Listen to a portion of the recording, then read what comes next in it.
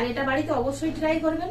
অনেক তো পয়সা খরচ করেছে, তো সামান্য কিছু খরচ করে একবার এই পদ্ধতিটা ট্রাই করে দেখলে আশা করছি আপনাদের ক্ষতি হবে না। নমস্কার বন্ধুরা, সুপ্রিয়া কিচেনে আবার আপনাদের সবাইকে স্বাগত জানাই।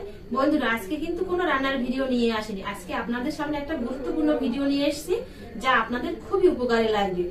এখন বাচ্চা থেকে বয়স্ক প্রত্যেকেরই দেখবেন গ্যাস, অম্বল, কোষ্ঠকাঠিন্য এই রোগগুলো কিন্তু বেশি দেখা দিচ্ছে।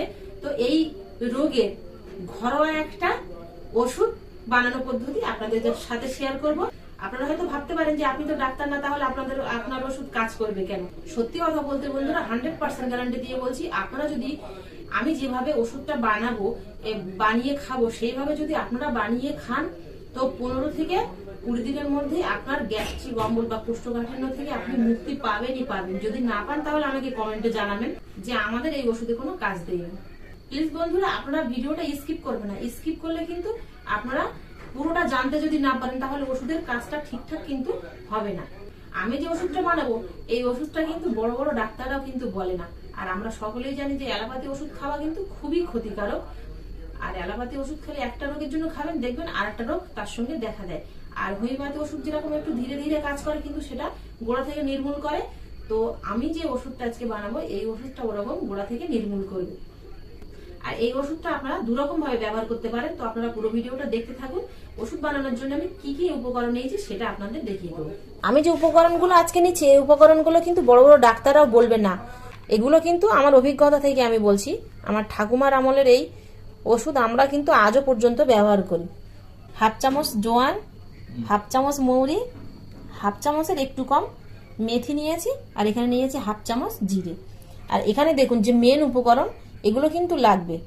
এটা হচ্ছে বয়রা, এটা আপনারা মুদিখানার দোকানে পেয়ে যাবেন বা যেখানে পূজার জিনিসপত্র বিক্রি হয় সেখানে পেয়ে যাবেন। আর এটা হচ্ছে হরিতকি, আর এটা আমলকি, শুকনো করা আমলকি।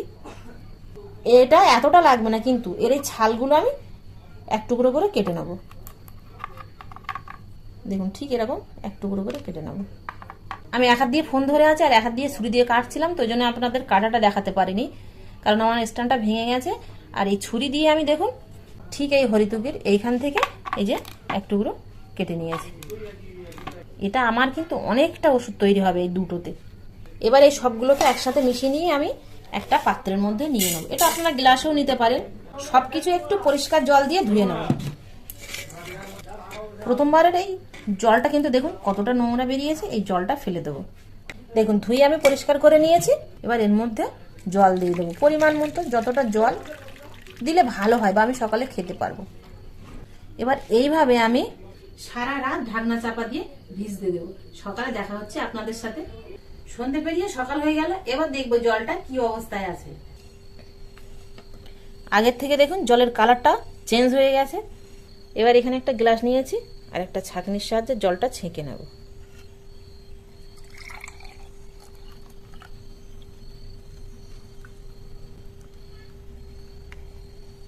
জলটা ছেঁকে নেওয়ার পরে এগুলো কিন্তু ফেলবো না, এগুলো আর একবার ব্যবহার করা যাবে।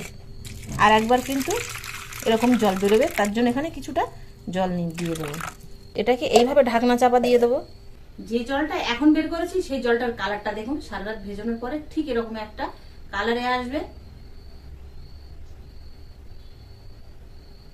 এই জলটা কিন্তু একেবারে সকালবেলা খালি পেটে খাবেন না। সকালবেলা হয় দুটো বিস্কুট খাবেন আর নইলে দুগালা মুড়ি খাবেন, তারপরে জলটা খাবেন। আর বাদ বাকি আমি আবার জল দিয়ে ঢেকে রেখেছি। এটা রাত্রে খাওয়ার পরে 8 ঘন্টা থেকে কিংবা 1 ঘন্টা পরে আপনারা খাবেন। এটা কিন্তু দুবারই ব্যবহার করা যাবে দিনে, তারপরে কিন্তু আর ব্যবহার করা যাবে না, তারপরে ফেলে দিতে হবে। যদি মনে করেন এটা আপনাদের কাছে কঠিন হয়ে যাচ্ছে, প্রত্যেকদিন ভিজানো সম্ভব হচ্ছে না, তাহলে এটা আরেকভাবে আপনারা ব্যবহার করতে পারেন। সবকিছু একটা মাপ করে নেবেন। প্রথমে আগে ধুয়ে নেবেন, তারপরে রৌদ্র দিয়ে খুব ভালো করে শুকিয়ে নেবেন। শুকিয়ে নেওয়ার পরে গুঁড়ো করে রেখে দেবেন। সকালে খাওয়ার ঘন্টাখানিক পরে আপনারা উষ্ণ গরম জল 1 চামচ মিশিয়ে খাবেন। আবার রাতে খাওয়া দাওয়ার ঘন্টাখানিক পরে উষ্ণ গরম জলের সাথে 1 চামচ মিশিয়ে খাবেন। যদি কাজে না দেয় তাহলে বন্ধুরা আমাকে কমেন্টে জানাবেন যে দিদিভাই কাজে দিল না। আর এটা বাড়িতে অবশ্যই ট্রাই করবেন। অনেক তো পয়সা খরচ করেছে, তো সামান্য কিছু খরচ করে একবার এই পদ্ধতিতে ট্রাই করে দেখলে আশা করছি আপনাদের ক্ষতি হবে না। ভিডিওটা ভালো লাগলে আপনাদের কাছে প্লিজ বন্ধুরা আপনাদের বন্ধুদের কাছে শেয়ার করবেন, ওনারাও তাহলে উপকৃত হবে। আর লাইক করতে ভুল করবেন না ভালো লাগলে, আর কমেন্ট করে অবশ্যই তো জানাবেন। আবার দেখা হবে আপনাদের সাথে পরবর্তী নতুন কোনো ভিডিওতে। ততক্ষণ আপনারা সবাই ভালো থাকবেন, সুস্থ থাকবেন।